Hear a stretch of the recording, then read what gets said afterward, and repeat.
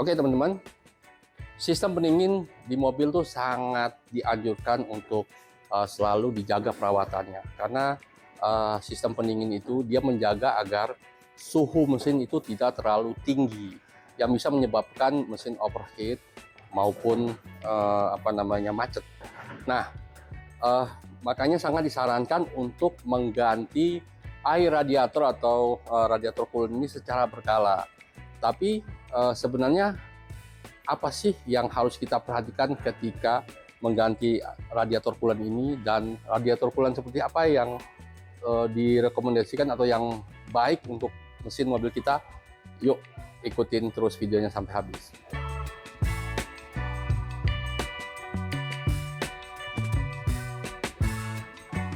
Oke, nah teman-teman, bersama saya saat ini sudah ada Om Almus. Beliau ini dari PT WLT Indah Perkasa selaku produsen beberapa produk pendukung otomotif seperti oli, air radiator dan macam-macam lah. Nah, sekarang kita coba menanyakan kepada Om Almus ini soal kapan sih kita tahu si air radiator di mobil itu mesti diganti? Ya, terima kasih Om Andika. Untuk radiator itu biasanya di bengkel-bengkel ya perawatannya itu di 20 sampai 30 ribu kilometer sekali lah. Jadi harus di-maintain itu. Setiap segitu kita kuras secara keseluruhan ya. Karena kan yang penting dari air radiator ini adalah anti karatnya. Oke, ya. Jadi itu kan berhubungan dengan besi, aluminium di dalam situ, dan itu dia ngalir sampai ke transmisi itu. Nah, itu komponen-komponen itu sangat-sangat bahaya kalau ada karat. Jadi sangat tidak disarankan menggunakan air biasa ya? Jangan sama sekali, karena ini kita juga radiator coolant ini airnya dengan air khusus, pH-nya juga harus stabil, pH 7. Ya, itu SPH normal ya, maksudnya yang tidak menimbulkan korosif ya. Ya, kalau ketinggian juga nggak bagus, kerendahan juga nggak bagus. Gitu. Nah, kalau misalnya kita lupa kapan terakhir ya ganti air radiator. Nah, ada ciri-ciri nggak? Biasanya sih biasanya dia nimbulin kayak bekas-bekas putih-putih tuh di tutupnya. Oh, bekerah. Itu tanda apa? Itu tandanya udah lama. Air radiatornya. Nah, itu tanda-tanda udah harus diganti. Nah, biasanya itu juga karena pH-nya udah nggak stabil, air dari pH-nya nggak stabil. Dia kayak buih atau gimana? Kayak garam. Oh, kayak garam. Nah, nimbulin kerak-kerak kayak garam itu. Nah, itu sebenarnya dari mineral. Nah, itu tandanya udah harus saatnya ganti. Ganti ya, berarti mungkin kandungan yang ada dalam air radiator coolant itu sudah nggak bagus lah, udah menurun ke kinerjanya ya. Seiring dia dipakai kan ya, panas dingin. Nah, itu fungsinya makin lama makin menurun. Oh gitu. Nah, makin menurun dan dengan sendirinya ada tanda-tanda kalau air radiator itu emang udah harus diganti. Nah, ciri-ciri radiator coolant yang bagus itu selain dia bisa menjaga karat, apa aja?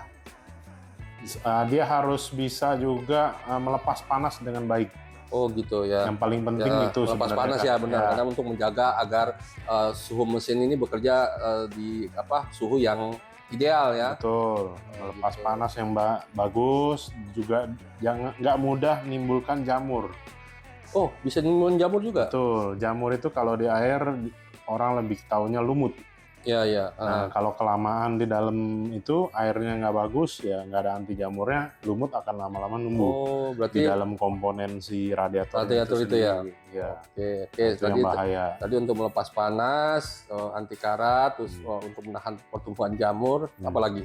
Mungkin titik didih. Titik didih sebenarnya sih standar ya. Kalau titik didih itu standar paling di 130 sampai 150 itu udah aman ya, udah cukup ya. Karena suhu mesin pun juga ya paling bermain di 90 sampai 100. Ya, suhu kerjanya ya. Tapi sebenarnya sih suhu di ruang bakar sih lebih dari itu. Nah, itu makanya tugasnya si coolant radiator ini untuk menjaga biar transfer panas dari ruang bakar itu tidak melebar ke bagian mesin lainnya kan. Yang penting nggak merusak komponen yang di dalam mesinnya itu sendiri, kayak pompa airnya. Nah itu yang harus dijaga. Ya, nah apalagi kalau misalnya kita dapatin mungkin level radiatornya di tabung reservoirnya itu mulai berkurang, itu berarti tanda-tanda ada kebocoran kali ya. Betul, ada kebocoran, jadi dia memerlukan air radiatornya dia ngambil tuh dari reservoirnya. Dia ngambil, ataupun kalau reservoirnya meluap juga ada tanda-tanda yang nggak benar. Mungkin ada yang mampet, ya, atau termostatnya nggak jalan, ya, bisa betul. juga. Nah, itu banyak atau sekali pengaruhnya. Tutup radiatornya ada valve-nya ada yang nggak bergerak. Ya, dia ada per juga ya, kan betul. Di radiator cap tuh. Nah, itunya juga nggak main. Nah, itu pengaruh juga semuanya. Nah, ini kan Welty ngeluarin produk radiator coolant baru nih, namanya Nano Coolant. Ya. Nah, bisa dijelasin Nano tuh maksudnya apa sih? Ya. Apakah teknologi apa gitu? Kalau teknologi nano ini kita terapkan di coolant itu untuk daya lepas panasnya jauh lebih baik. Oh gitu. Daripada yang biasa. Terus juga dia nggak mengurangi kerak-kerak dari mineral. Endapan dari mineral itu dia sangat-sangat mengurangi. Nah itu dia teknologi yang sekarang. Nah kalau biasa kan yang tadi saya bilang kalau udah kelamaan pakai kan kelihatan tuh putih-putih kayak garam gitu. Nah itu kita kurangin dari situ. Oh bisa diminimalkan ya. Iya. Nah misalnya tadinya saya menggunakan radiator lain lah, merek lain. Terus atau saya tadinya pakai air. Misalnya kalau saya langsung ganti pakai coolant, itu ada syaratnya nggak sih? Maksudnya ini kan kadang kalau kita pakai air kan udah banyak karat terbentuk. Sementara kan umumnya radiator coolant kan ada sifat dia deterjennya kan, membersihkan kerak yang ada di situ. Ya. Itu berisiko terjadi kebocoran ya? Dengan sendirinya resiko kebocoran ada ya kalau udah kelamaan pakai air biasa. Terus juga coolant yang nggak pernah diganti-ganti, itu ada kemungkinan semuanya. Oh gitu. Makanya baiknya kalau memang mau begitu, di flashing dulu aja ya? sekaligus. Ya, di flashing sekaligus, pakai radiator flash, kalau di Welty namanya radiator cleaner. Nah, di flashing dulu, terus juga dikuras radiatornya secara menyeluruh. Kalau kuras radiator tuh perlunya bisa 10-15 liter ya. Kalau benar-benar tuntas. Bisa ada alatnya ya khusus buat untuk flashing radiator ada ya? Alatnya juga ada. Kalau di bengkel yang nggak ada punya alat juga manual pun juga bisa. Tapi benar-benar memerlukan bukan segalon doang, bukan 5 liter doang, pasti harus banyak karena mungkin ngedorong cairan yang lama ya biar benar-benar keluar semua, baru masukin yang baru coolant yang baru. Nah, ini kalau saya lihat di depan ini ada beberapa warna dari radiator coolantnya Welty. Ini warna merah, warna biru, sama warna hijau. Ya. Itu ada perbedaan nggak? Fungsi semua sama. Fungsi sama. Kita semua ngikutin bawaan dari pabrik aja sih sebenarnya. Oh, jadi sebenarnya warna ini sendiri untuk ini aja, identitas lah. Ya, identitas ya. Karena kalau orang udah keluaran dari mobil pabrik A misalkan, biasanya udah pakai merah. Nah, biasanya si pengguna mobil tuh ya mau tetap merah lagi atau juga biru. Nah, belakangan ini udah banyak pabrikan mobil pakai warna biru. Biru ya. Ya. Kalau ini sering lihat di Toyota nih sering warna merah juga. Betul. Biru tuh ya di Suzuki, rata-rata Suzuki. Oh. Nah ini jadi pertanyaan nih, mungkin teman-teman juga banyak yang nanya. Misalnya saya udah pakai radiator coolant merek A lah misalnya. Terus saya nggak punya cadangan merek A itu, saya beli merek lain. Kalau kurang ditambahin pakai merek lain, apa efeknya? Sebenarnya sih nggak ada efeknya ya. Cuman fungsi yang baru ini jadinya berkurang. Oh iya, karena mungkin kecampur dengan yang lama. Formulanya berbeda. Betul, gitu ya. Formulanya berbeda. Jadi, tapi namanya kalau mau emergensi ya sementara nggak masalah.